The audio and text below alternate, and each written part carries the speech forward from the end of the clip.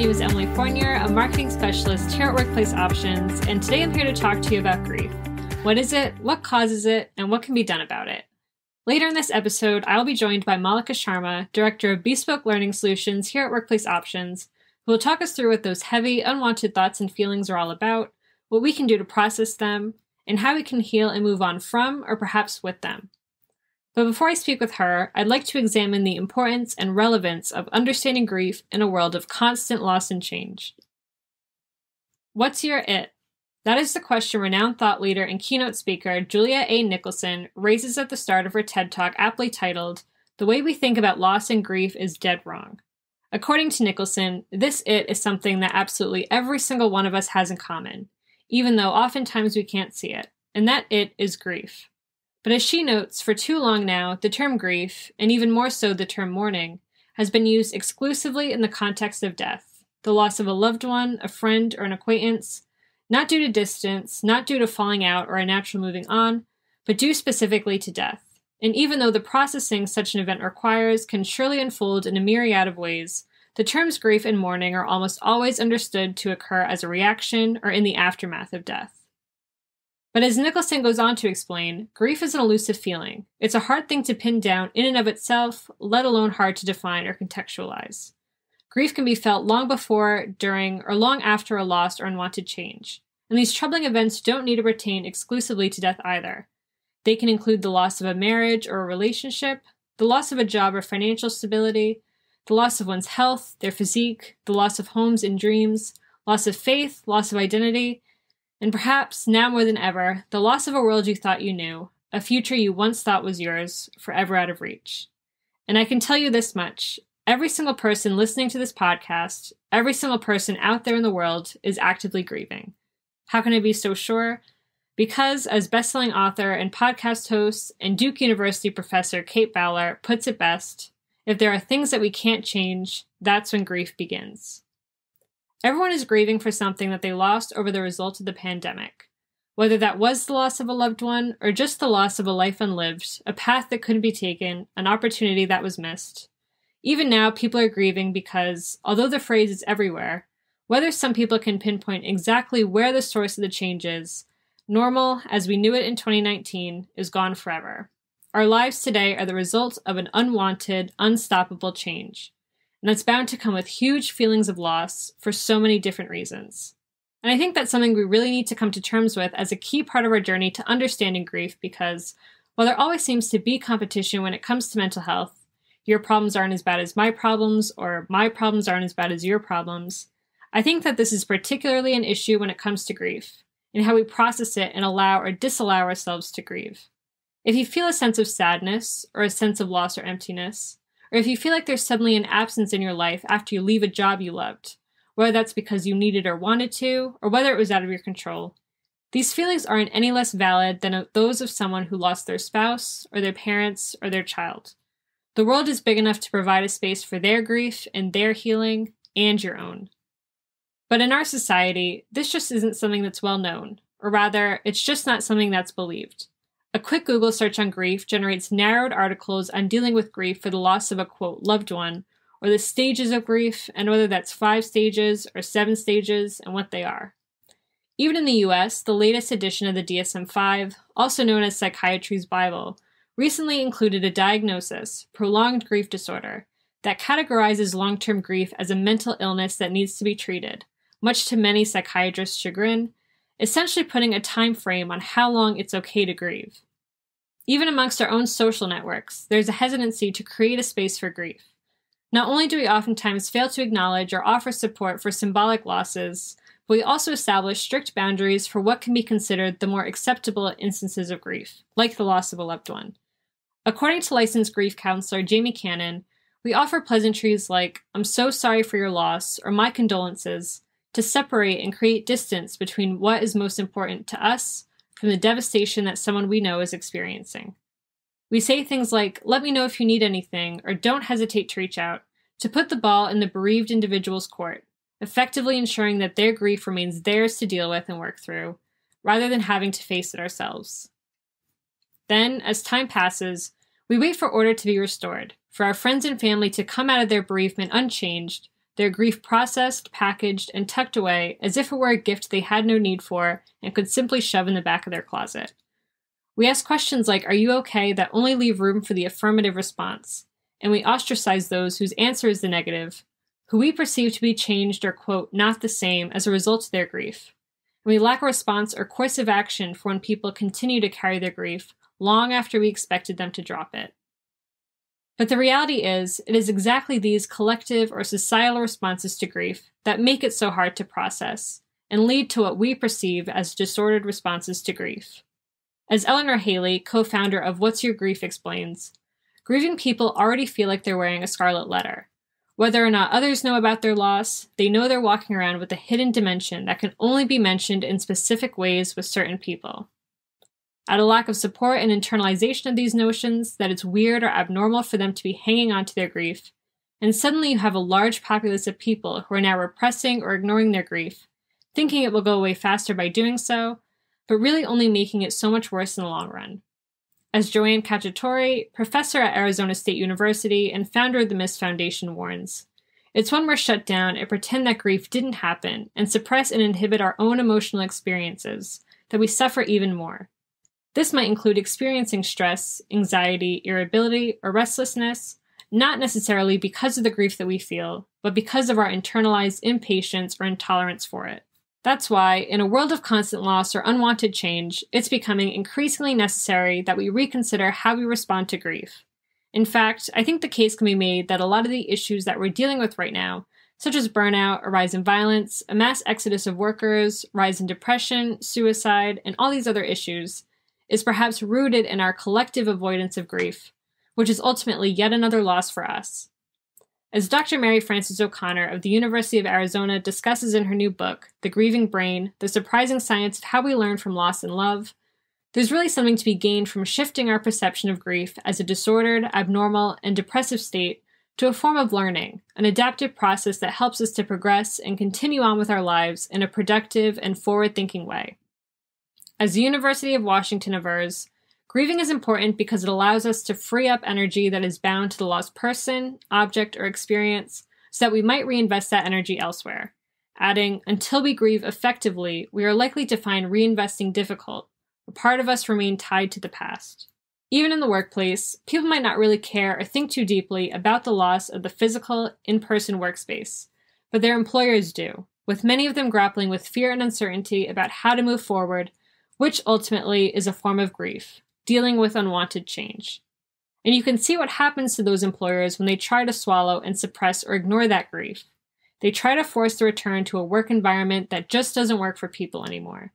They get stuck in the past, they fail to adapt, and their organization suffers as a result. But if these employers could only allow themselves to channel and process their grief, they could get down to the root of what they miss, whether that be people, bonding, or hearing about people's personal lives outside of work, and figure out a way to hone in on those missing aspects of the workplace and cultivate them in a new space, in a new work environment that reflects the adaptations we've had to make and the evolutionary transformation we've undergone in order to survive and continue to function. In fact, grief, like all our emotions, serves an adaptive, evolutionary purpose. Contrary to belief, grief is what keeps our head above water rather than keeping us submerged within it. When we allow ourselves to grieve and to learn from that process, we avoid the negative consequences that comes from unprocessed grief, such as depression, anxiety, stress disorders, trouble sleeping and eating or concentrating, and even high blood pressure. As Kate Bowler notes, grief is such an important place to stay, to help us face the reality of our lives. And I don't mean the terrible reality, just the reality. As Dr. O'Connor echoes, it's our ability to grieve that helps us to answer the question we must inevitably ask ourselves following a loss. How do I live in the world now? None of us are immune to loss. None of us will only experience loss once and never again. Rather, we can expect to experience any number of losses throughout our lifetime. And while facing our grief head-on the first time or the second time doesn't make these experiences any less painful, it does help us become more resilient. It prepares us for future losses, sets us up so that we're ready to process the emotions that come with them, and changes our relationship to those feelings as well. The more we grieve over time, the less fearful we become of those negative or unwanted emotions like despair, anger, confusion, uncertainty, And the more we start to embrace them, to recognize how helpful it can be to get those emotions out of our system, and to acknowledge that these emotions are normal, are warranted, and are just a sign that our mind is doing its job and is trying to find a way forward. As C.S. Lewis opens with at the start of his book, A Grief Observed, "No one ever told me that grief feels so like fear." That is to be expected. Not only are you facing the fear of the unknown, but the fear of having to essentially start afresh, to lead a life that's been forever altered, return to a landscape that feels forever foreign amidst an absence. But these feelings that come with grief, however painful, are not the problem. We can use this fear to chart a new course or find a way out of our loss. Ignoring them, however, is what keeps us feeling stuck. To that point, joining me now is Malika Sharma, Director of Bespoke Learning Solutions here at Workplace Options, who will share with us a bit more about what it feels like to experience grief, why it's important to do so, and we'll offer some tips on how people can rethink their relationship with grief moving forward. Hi, Malika. Thank you so much for joining me. Hi. So to start us off, in my introduction, I talk a bit about how people can have a very narrow-minded or limited view of what causes grief. I think similarly, people can also have a very narrow-minded view of what grief can look like. I was wondering if maybe you could speak to me about some of the common symptoms that are associated with grief, both psychological and physical, and if you happen to know maybe some of the lesser-known symptoms of grief as well. You're right. Grief can be caused by many kinds of losses. It can take many forms and can have many symptoms, some of which are more common than the others. Uh, you know, maybe I'll classify the symptoms into different buckets. And let's look at some of the physical symptoms would be things like dryness of the mouth, tightness of the chest or the throat, dizziness, breathlessness, a feeling of butterflies in the stomach, or this feeling of a huge hole in my stomach, or just a loss of energy, or even a loss of sexual desire. The emotional symptoms are more like numbness and shock, or yearning, sadness, guilt, even anger, loneliness, maybe fatigue, helplessness. But sometimes it could also be a sense of relief. It really depends on the relationship one has with the person one has lost, or what the loss is. It, the behavioral symptoms will be like crying or sighing, searching endlessly, indecisiveness, inability to sleep, forgetfulness, isolating yourself, withdrawing socially, having some mood swings. And then there could be cognitive simple symptoms which distort your thinking. You're in denial or confusion, the feeling that you may be going crazy, you're having hallucinations, or you're preoccupied by the deceased and constantly sensing that the other person is there in your presence. There could also be some spiritual symptoms like a loss of faith, or an excessive engagement with faith, or seeking comfort from faith, or anger with a higher power, or like a deeper search for meaning. Some of the not so common symptoms are intense sorrow, pain, rumination over the loss of the loved one, really an inability to focus on anything else besides the person one just lost, uh, constantly focusing on the reminders of the loved person, excessive avoidance of those reminders. For instance, I knew someone who believed that her husband was still sitting at his normal place in the living room, and she still arranged for his cup of tea and snacks and newspaper to be given to him at the regular time. And this went on for a few years. And in another instance, a friend did not enter her mother's bedroom for several years after she passed on, and left everything there as it was when her mother was alive. It's only after, maybe 5 or 6 years that she actually went into that room. There are also sometimes feelings of self blame, which compensate for feelings of helplessness or powerlessness, because the belief that it's my fault gives you somewhat of an illusion of power. And another symptom could be that of survivor guilt. Why did I survive when the other person didn't? Mm-hmm.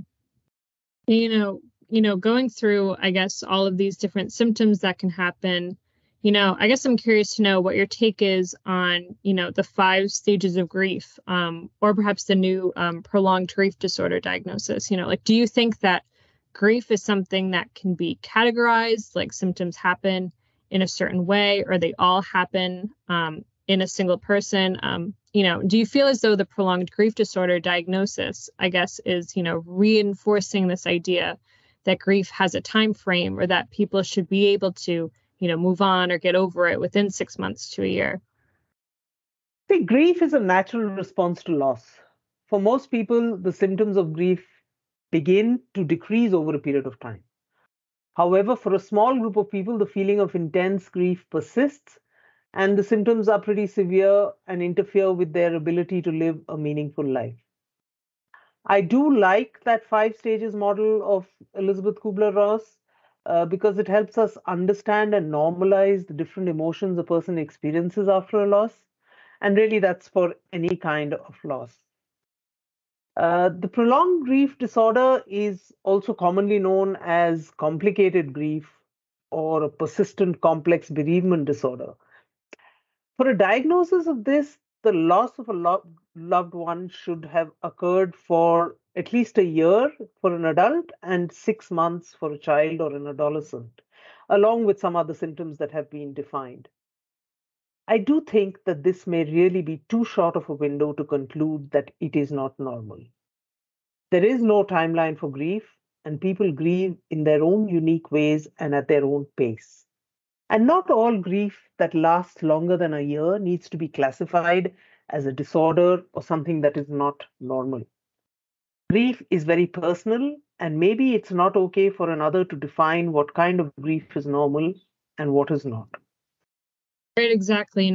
That's a great point. And to that point, do you think that grief ever really goes away? And if not, what are some of the key ways in which people, I guess, can maybe learn to live with grief for the long haul? And perhaps how do they get it to improve and change over time? And maybe how does it perhaps change shape over time?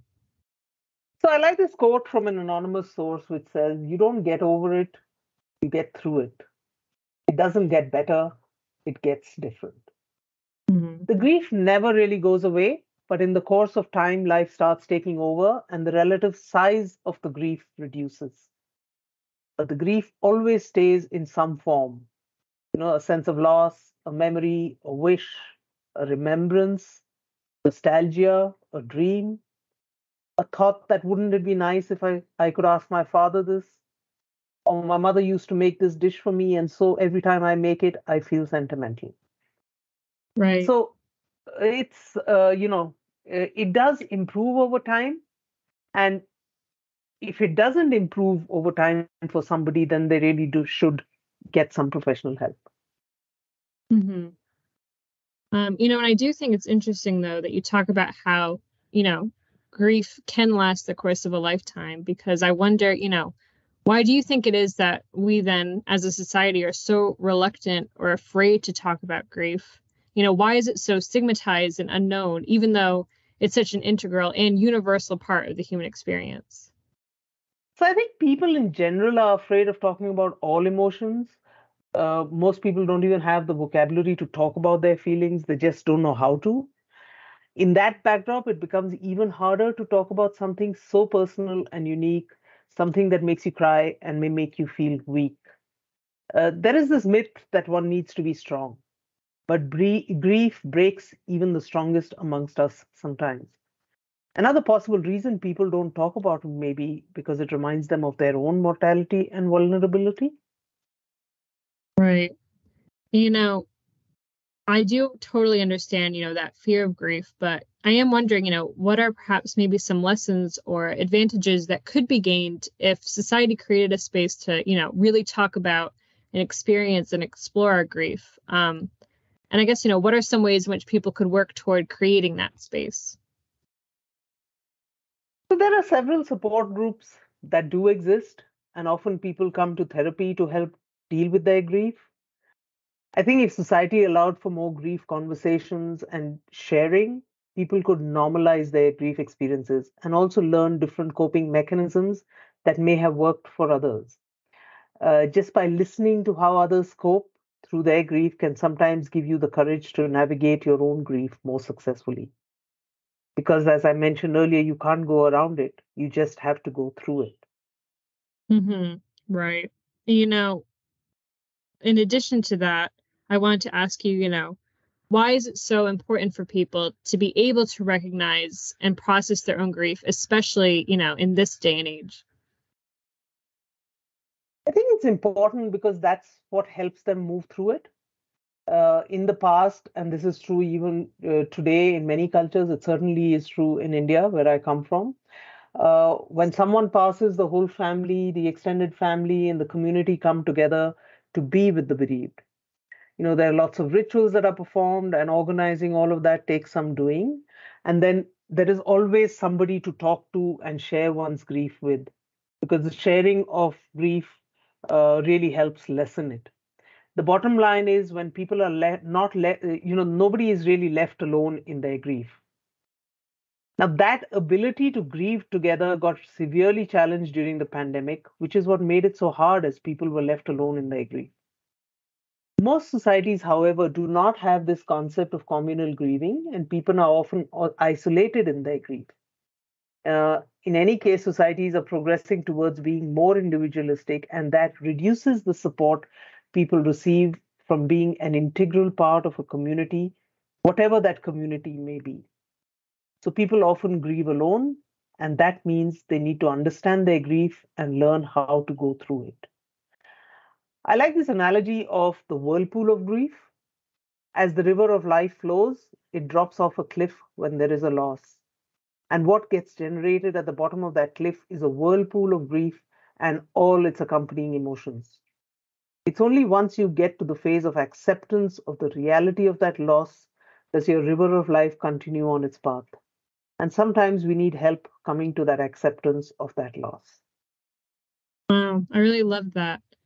Um, you know, Talking about, getting to that path of acceptance or that point of acceptance. From your perspective, what are some of the best practices that can help people, stay in touch with their own feelings, including grief, and process those feelings in, a healthy and forward-thinking way? And what separates feelings of grief from, say, those of depression or anxiety? So, depression and anxiety are mental illnesses. Depression affects your mood, the way you understand yourself, the way you understand and relate to the things around you. Depression can come up for no reason, and it lasts for a very long time. It's much more than just sadness or low mood. People often experience depression. Uh, those who experience depression often feel worthless and helpless. Grief, on the other hand, is a response to a loss. And while some of the symptoms may be common, the triggers are different. And the sadness due to grief eventually diminishes over time. That's not the case with depression unless a person gets help for it and learns some coping skills. Right. And, obviously, like you said, grief is a very normal and common experience, and people, shouldn't feel ashamed about their grief. And a lot of the times, it will go away on their own. But research shows that it can also pose a serious and detrimental threat to their health if not processed or treated properly. So I guess my question is, what are some signs that people should maybe be on the lookout for that might indicate that their grief is becoming a quote unquote problem that will need more professional treatment? And what might that professional treatment look like? I think if the symptoms of their grief are dominating their thoughts and interfering in their ability to carry on with life in a way that was normal for them, even after a significant period of time, then they could definitely benefit from some help like grief counseling or joining a grief support group. Mm-hmm. And I guess as my final question, do you see or believe that a shift will occur in our collective understanding of grief? And will that shift happen collaboratively, or is it also important for the individual to maybe assess and reconsider their own thoughts on grief? And what should listeners really take away from this podcast? Like what are some of the questions they should ask themselves moving forward? Or I guess what should they say to themselves moving forward when they witness grief, either in the people around them or in themselves? I think there is a collective shift, even if slow and slight, in our understanding of all emotions, and grief is one of them. Over the last few years, people have faced a lot of loss with the pandemic, the war, the social unrest, and the natural disasters. So there is also a sense of collective loss. There are many, many people who are grieving and sometimes grieving multiple losses. At such a time, it is important for each one of us to be more supportive of the other, to listen, to be kind, and most importantly, be non judgmental. Because we really don't know what the other person's inner world and inner turmoil is. And also to be kind to yourself and be accepting of your own emotional churn and turmoil. It is normal and it is okay to not be okay for some time. And it is okay to get help when you find that the flow of your river of life is obstructed for whatever reason. And with that concludes the end of our podcast on grief. Thank you so much to Malika for her time and her wonderful insights. And thank you so much to the listeners for tuning in. Take care.